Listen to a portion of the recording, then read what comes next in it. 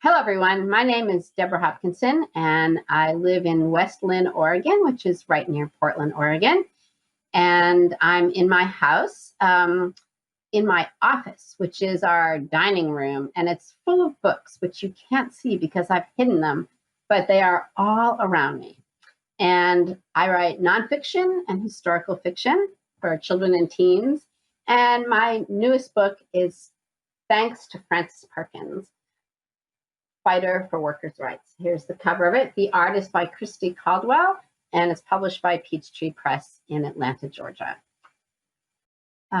Years ago, I was writing a book about the Triangle Shirtwaist Factory, which took place in 1911, and it was a horrible tragedy. And Frances happened to be there. She was a social worker. She was living in New York City. That Saturday afternoon, when the fire horses came and the engines came and they tried to put the water high up on the 9th and 10th floor of a building, she witnessed this horrible tragedy where 146 young workers died, and that changed her life. She went on to become the first woman who was in a presidential cabinet, and she was our longest serving Secretary of Labor. But before that, she began working to change conditions for women in factories. And we can see that in some of the pictures in the book, which I'll show you next. This is the scene of the Triangle Factory. And one of the things that was so horrific was that workers, young women, many of them immigrants, had been fighting for better conditions for years, but they weren't always successful. And one of the horrible things about this tragedy was that some of the doors were locked. And at one of the memorial services, a young woman, she's right here, her name is Rose Schneiderman, she gave a speech. And this is what she said. The strong hand of the law beats us back when we rise, conditions that made life unbearable. I can't talk fellowship or gather. Too much blood has been spilled.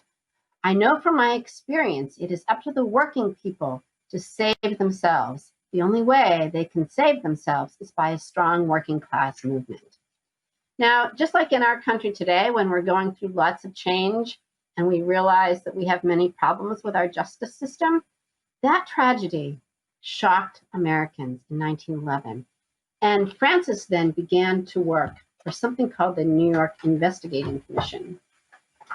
And she began to take lawmakers into the factories and actually look at what the safety rules were. And she discovered that more laws needed to be made to make sure that the owners in the factories would comply. So things like just making sure that workers had backs on their chairs and that there was fire precautions. When you open a door in a public building, think about it. Which way does it open? It usually opens out.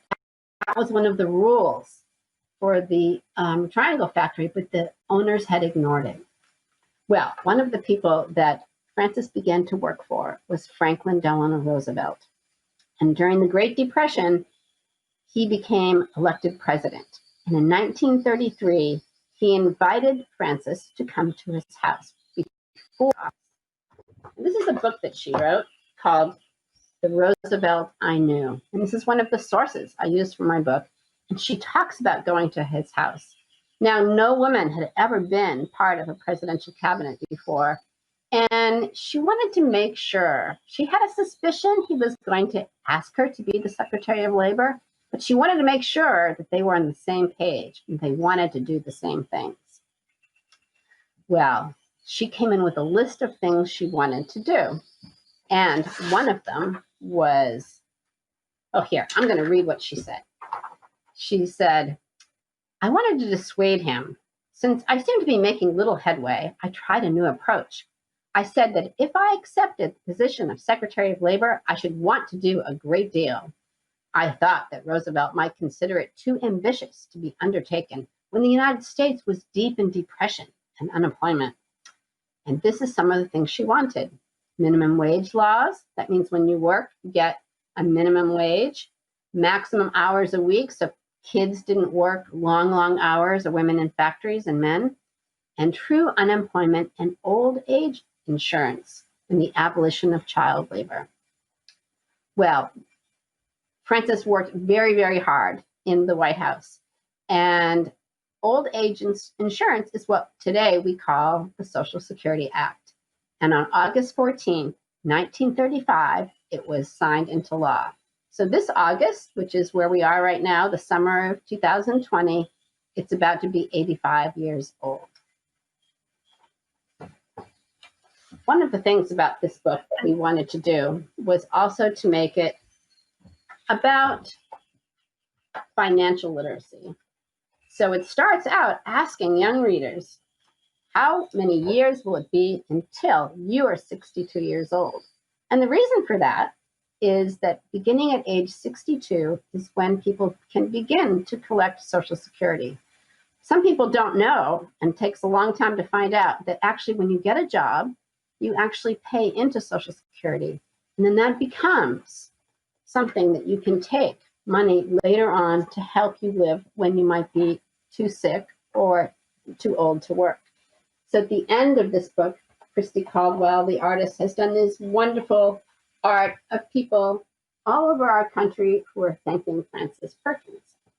Making laws to change things, it takes a lot of work. So you can see, I'm going to show a picture here. There's Frances. She's making all the notes for the things that she wants to do. And to get the Social Security Act passed, she also had to work late at night and get people together and have them compromise and come to an agreement. This was all part of the New Deal. So unemployment and Social Security was part of the New Deal that really changed America in the 20th century and helped us become a society that was more inclusive, where no one was left out. And we still have lots to do. So one of the things that we're looking at in our time is, how do we make a New Deal for the 21st century? Recently, we've been thinking a lot about the theme of the National Book Festival this year and American ingenuity. And we really are at a crossroads. So it's up to us as citizens, young and old, to take part in that revitalization and ingenuity by working in our communities. And that may be just working in your own school, in your own community, to help people, to address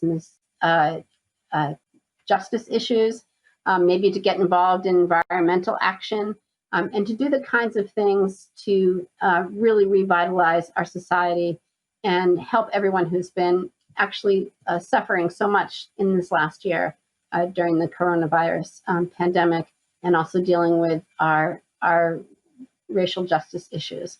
So Frances Perkins, to me, is a hero, and someone who came from the same state where I grew up. And I hope that when people read this book, they will know more about her than I did when I was growing up.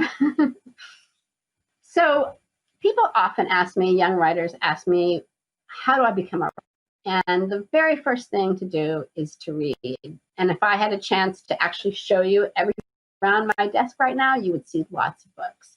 So the more you read and the more you practice writing, the better you get. Every time that I write a book, it doesn't always come out. I get my ideas the same way you do. My brain is like an idea factory, but not all those ideas get made into books. So I just keep trying. And that's actually what Frances Perkins did. She kept trying harder and harder to make a life for herself and make life better for others. So keep reading, and good luck. Thank you very much.